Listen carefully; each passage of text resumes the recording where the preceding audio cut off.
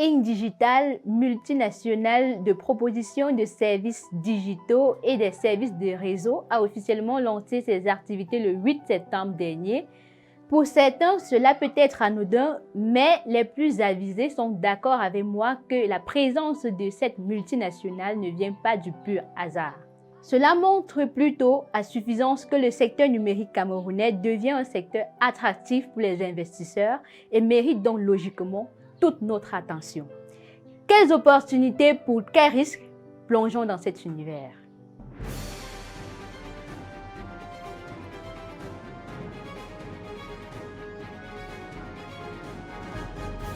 Salut à tous et bienvenue sur Investir Innover en Afrique TV. Je me nomme Montessori Boni.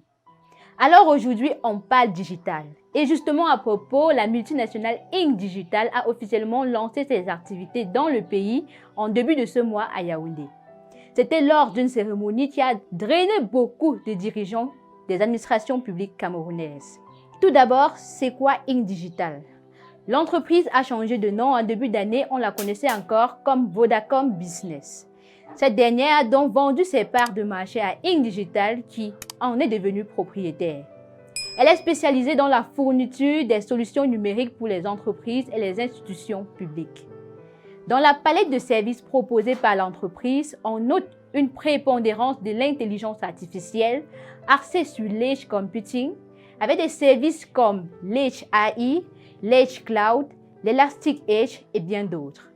Ils sont utilisés par exemple pour la détection des masques dans les lieux publics ou la reconnaissance faciale. Par sa présence, Ing Digital Cameroun a clairement affiché son ambition de devenir le leader en fourniture des services digitaux au pays et dans la sous-région Afrique centrale. Son objectif principal est celui de digitaliser l'Afrique. À cet effet, Ing Digital est également présent dans 9 autres pays sur le continent. Pour se positionner sur le marché, Ing Digital Cameroun a commencé par courtiser l'administration camerounaise qu'elle veut avoir à la fois comme client et partenaire. Ensuite, elle propose des solutions d'archivage et de cybersécurité. Au regard du contexte, je vais dire de l'environnement du marché numérique camerounais, on est tenté de dire qu'Ing Digital tombe à pic. Seulement pour les solutions d'archivage et de cybersécurité dont elle en a fait sa stratégie de positionnement pour conquérir le pays et la zone CEMAC, il est évident qu'il s'est ouvert la porte à un grand marché. Au Cameroun, les administrations publiques souffrent de ce problème d'archivage et beaucoup de documents officiels des usagers périssent avec le temps. Numériser ces documents est donc un grand marché. Là, ce ne sont que les administrations publiques telles que les ministères, les institutions autonomes de l'État. Qu'en est-il des universités, des écoles de formation publiques ou privées, des entreprises publiques ou privées et bien d'autres? Quant à la sécurité et la cybersécurité, un rapport du ministère des Postes et Télécommunications révèle que la cybercriminalité a entraîné des pertes financières d'environ 20,2 millions de francs CFA et 65 vols de données par seconde en 2021. Là, ce ne sont que quelques opportunités que présente la digitalisation au Cameroun. Creusons un peu plus. S'il y a eu une conséquence positive de la pandémie de la COVID-19 au Cameroun et en Afrique, c'est bien l'accélération de ce processus de digitalisation. Avec toutes les restrictions qui ont été imposées, confinement, couvre-feu et instauration de l'enseignement à distance, les institutions publiques et les entreprises n'ont pas eu d'autre choix que de recourir aux solutions numériques. Cela a également poussé les citoyens à intégrer les services numériques dans leur quotidien et de s'ouvrir un peu plus à la culture digitale. C'est vrai que ce n'est pas encore poussé comme dans les pays développés, mais ça arrive. Et depuis lors, des services numériques naissent chaque jour. Avec une couverture du réseau 2G, 3G, 4G et un taux de pénétration d'Internet de 36,5% pour la population globale, cela augure un avenir intéressant. D'autant plus que 60% de la population camerounaise est jeune et sera donc plus encline à embrasser le train de la digitalisation. Ce sont de nouvelles habitudes qui se développent. Les Camerounais ont de plus en plus les yeux rivés sur leur smartphone.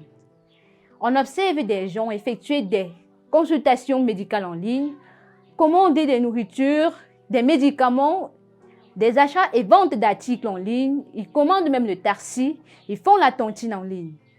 Ce sont des startups qui se créent, des administrations publiques, des entreprises qui mutent vers Internet et dématérialisent donc leurs procédures et leur façon habituelle d'opérer.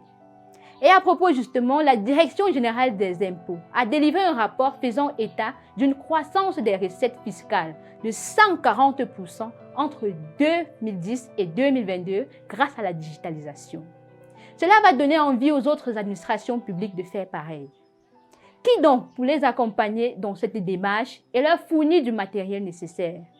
Ce sont des sites web qui vont être créés, des hébergements qu'il faut proposer, des data centers par exemple qu'il faut mettre en place pour stocker les données.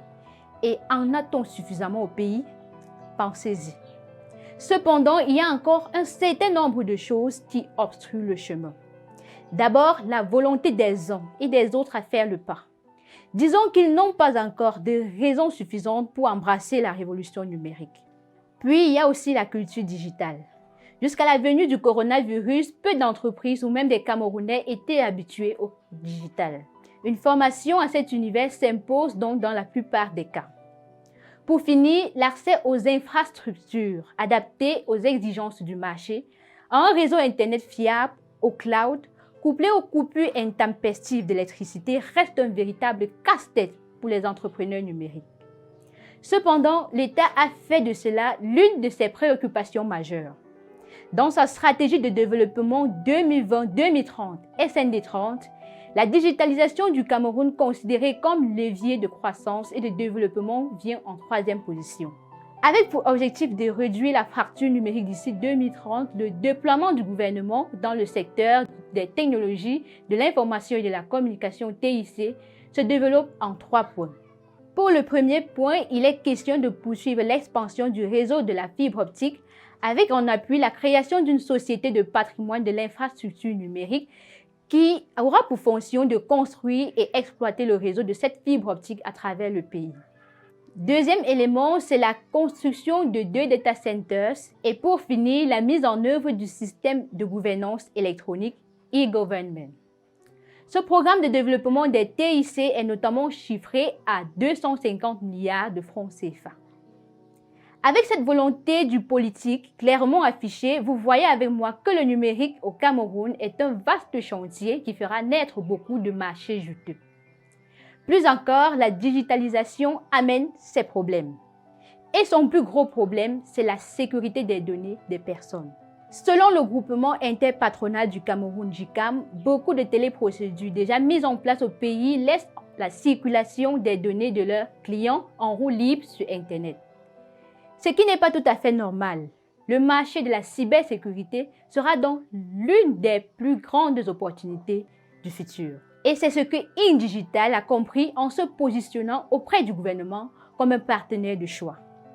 Ceci n'est pas pour vous décourager, non, bien sûr, InDigital Cameroun ne pourra pas tout seul couvrir la demande de l'État et des entreprises camerounaises. Qui sait, peut-être que vous aussi, vous serez de la partie en créant une entreprise qui offrira des services de cybersécurité. Voilà donc quelques-unes des nombreuses opportunités que regorge le secteur digital au Cameroun et qui sont dans le viseur d'InDigital Cameroun. Si vous avez aimé, mettez un pouce et dites-moi ce que vous en pensez en commentaire et ne partez pas encore.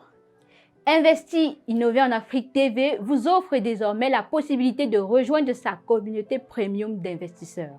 En cliquant sur le bouton Rejoindre, nous vous offrons un contenu exclusif sur les lives sur l'investissement, un financement en equity crowdfunding, un réseau de personnes intéressées par l'investissement en Afrique.